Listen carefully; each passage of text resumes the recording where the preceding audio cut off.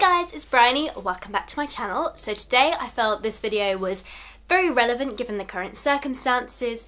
I know many of you are stuck at home at the moment and unable to go to school, so I figured it would be a great time to do the video unschooling, what it is, how to do it, and why it's the more stress-free version of homeschooling. If you're familiar with me and my channel, you may already know that I've been unschooled since I was 15. I'm currently 22, and I started my unschooling at 15, halfway through my GCSE year, because I contracted Lyme disease, became very sick with it, and was forced to stop school.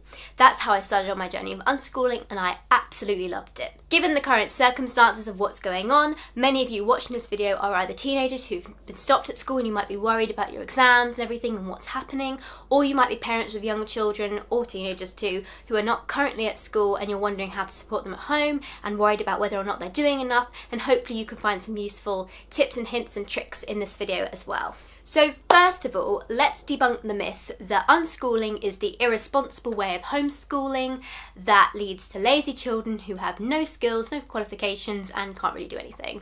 This is such a myth, and I think it is partly perpetuated by the term itself, unschooling. It's a really bad name, but it is sort of the umbrella term that covers all the different styles of unschooling. But a better word for this is probably self-directed learning. It will give you more of an insight as to what we're going to talk about in this video. So as unschooling is such an umbrella term, there's various different ways that people go about it. Some parents have a bit more control over what their children do. They will still use textbooks for maths, English, science, all those sorts of things, but they've still taken a big step back. It's only a small part of the day. You don't have a structured routine with unschooling as much, but you move from that right through to the other end, which is where parents decide that they don't want to have any control over the children's education. They don't insist on them learning maths or English or science from books.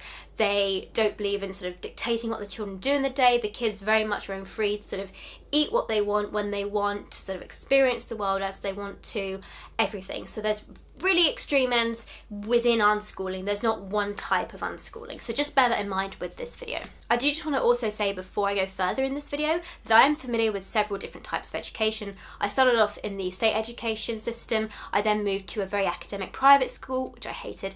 And then I went to a much more creative private school, which was much more relaxed and allowed much more sort of creative thinking, didn't have such a focus on maths or English or those sort of core subjects that most places push. They still were focused on it, but not as much. And then after that, I became sort of flexi school, which was a mixture of school and homeschooling, and then I became unschooled. So I've been through several different types, just to give you some more perspective towards this. Unschooling has definitely been my favourite as well, and the one where I've learnt the most too, so just want to put that in here as well. And because I started unschooling so late, my type of unschooling was definitely much further this way. Now, early on in my childhood, my parents did put more things in my path. Obviously, I was still at school, but they would also introduce me to things like musical instruments and different activities and sports I could do, and that's part of unschooling. It is, you don't have to be unschooled to do this. Most parents do this anyway, but it is a very important part of unschooling, is that you introduce children to different areas and aspects of life and find things that they might be passionate about or might be good at and want to explore further. Your job, so to speak, as an unschooling parent is to put things in your children's path so that they can explore and learn about, and to be able to give them information they may want to access. Now, in the age that we live in now, everything is online, so everything your children could possibly ever need in the future is now online. And this is great as well, because when your children start asking you questions that you don't know the answers to, you know where you can go to get them. But bearing in mind, when I did sort of officially start unschooling, I was 15, my unschooling was sort of more towards this way. So my parents didn't say, you have to do this bit of work now, you need to do some maths, you need to do some English or science. They completely left me to it. I was also very sick at this time. I was housebound, so there wasn't a need to do that. But also, I am naturally very independent and self-directed. So I liked learning. I liked watching documentaries about various topics I loved. Particularly when I was sick, I remember I loved studying volcanology, you know, volcanoes and natural disasters in general. I also liked studying astrology. I had a real interest in space and the stars. And to be able to explore that at my own pace and learn what I wanted to learn about without having to worry about filling out a test paper or getting questions right or how my spelling was so thrilling to me. And actually, there's quite a funny story that my mum always says, which I can't really remember, but she remembers very vividly, she tells me.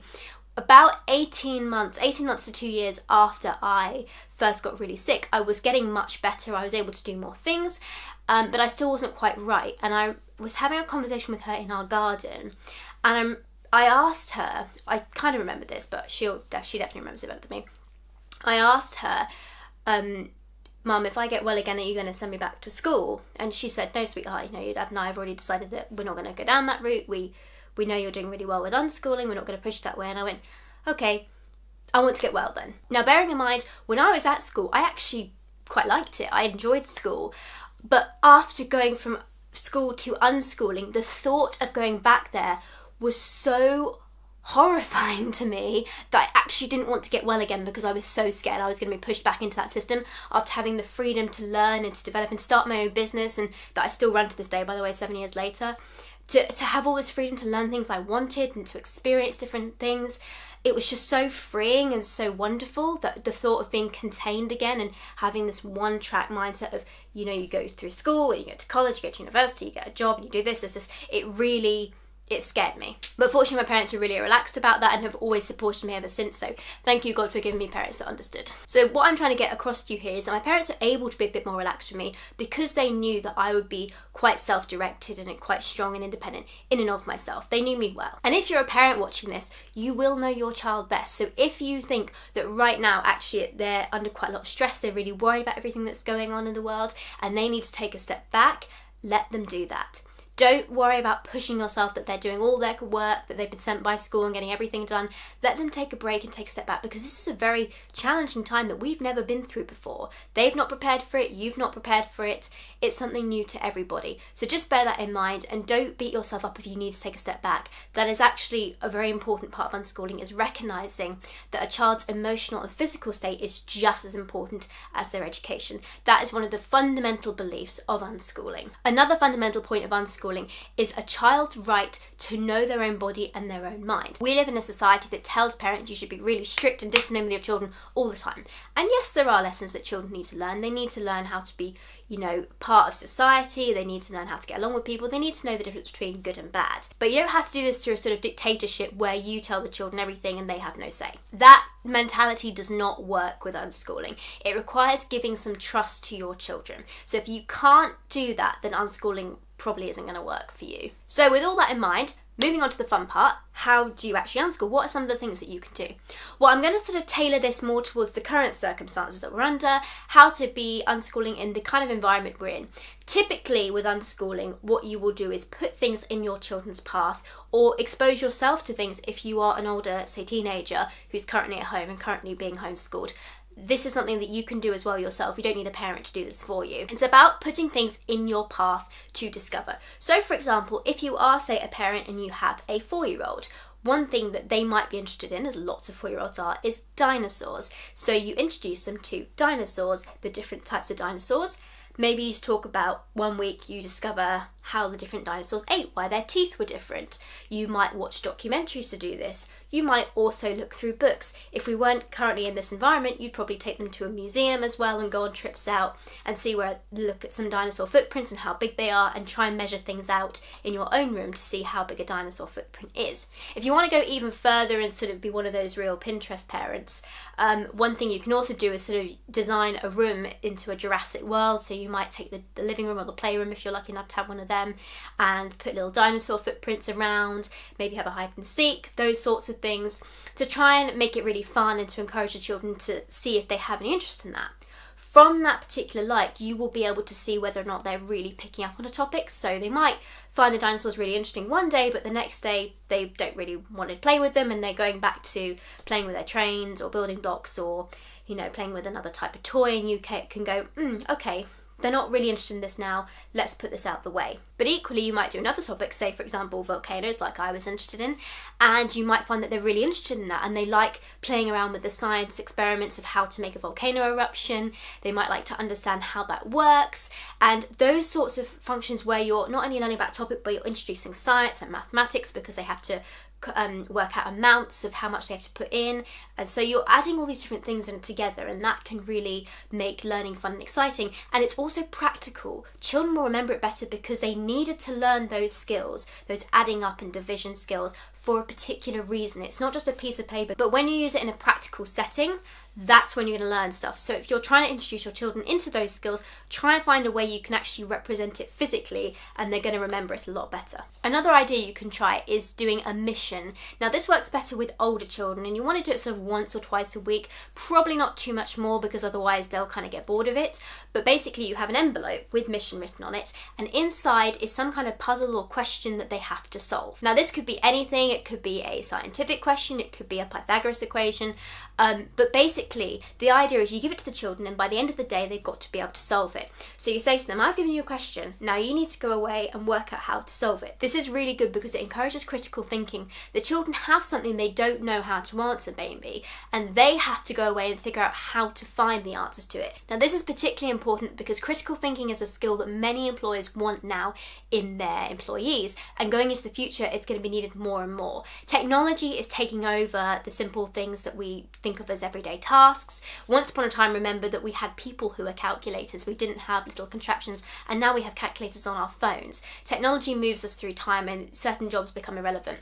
Maths and English and those sorts of things, they're becoming much more computerized, so we don't need them as much. But critical thinking, that's something that machines can't do as well yet, and they can only really replicate patterns. So creative things, those are the things you really want to encourage your children to be doing, because that's the stuff that's not going to be replaceable. But what they should hopefully do with that question is take it away, go online, figure out what it is, and depending on the age you might want to write Pythagoras at the top or give some hints so they can look things up. And then they'll go online, they'll figure it out, and then they'll work out how to do the equation, and they'll look at their own one and work it out. And there's a sort of excitement about it. You've made it fun for them, and that's a really good thing. But it's also really critical because in the future, it doesn't matter what questions they come up against at some other point, whether it's a Pythagoras equation or something completely different. They've learned the steps and the routines they need in order to figure it out. It doesn't matter if they don't have the answers, they know how to go and find them to get them. So missions, I think, are a really good one to incorporate. And the final tip I'm going to give you today is to just take a step back and breathe. Children naturally want to learn. It is actually quite an achievement for us to have developed an education system that is so incomprehensibly boring that children actually don't want to go to school. Many children don't want to go to school. It's really difficult to do that because it's a natural, innate instinct we have to want to learn and discover what's going on around us.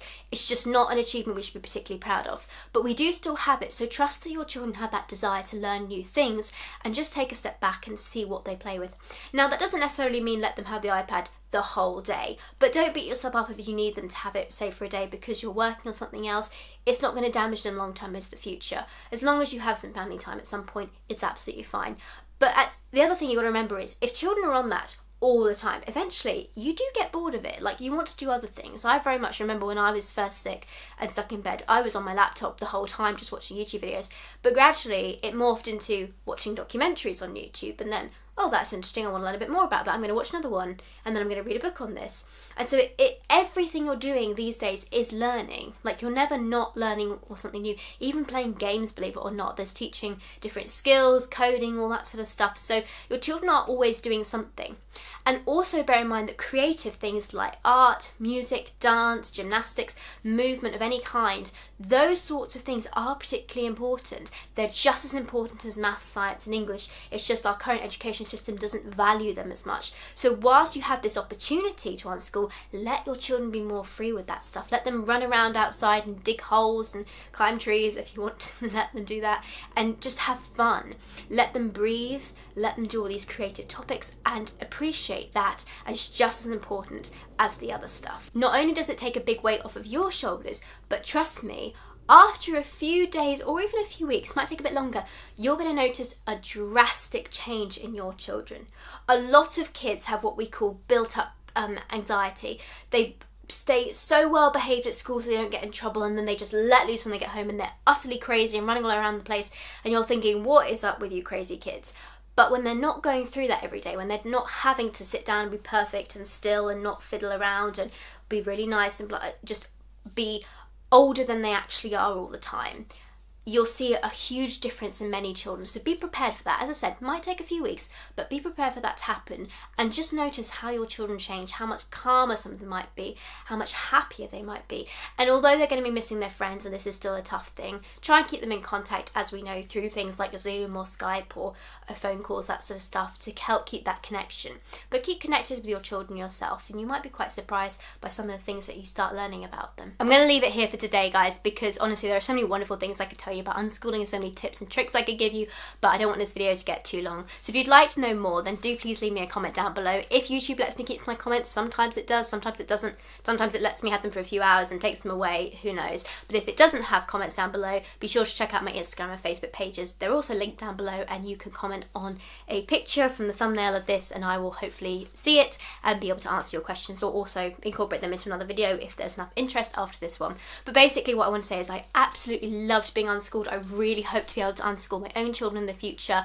It's all about preparing children for the world that we're going to have, not the world we currently have right now. So we need to prepare our children not to have just one job in the future, but to be looking at multiple things they could do and have multiple skills and talents, and not just be sort of solely focused on one vision. And that's really what unschooling does. It prepares children for the world as it is and as it's currently going to be. Critical thinking being one of the main points of that, and being able to have self-directed learning, being able to find answers for themselves, and just resilience as well is a big part of unschooling too. Thank you so much for watching, guys. Do please subscribe, and I'll see you soon. Bye everyone.